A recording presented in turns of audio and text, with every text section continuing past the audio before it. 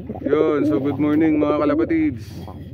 So for today's video nga mga kalapatids, na gusto ko lang i-share yung unang egg ni Milky Bar o ni Timax line mga kalapatids, no? Hindi ako nagkakamali mga kalapatids, ay galing tong Bayo yung kanyang mga magulang mga kalapatids, sa Bayo Research mga kalapatids, no? So masusubukan natin yung Bayo line mga kalapatids.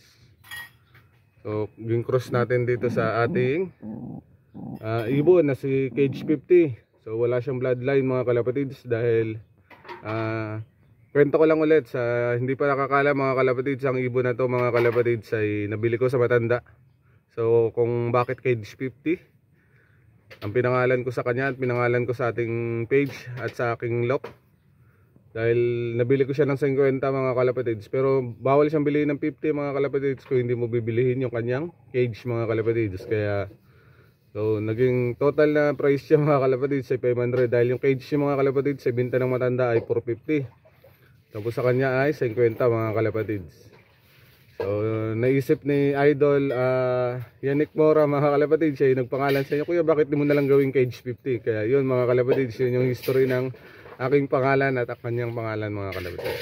Dahil sa kanya yun, Cage 50 Lock TV mga kalapatids. Yun, so hanggang dito na lang mga kalapatids. Bye.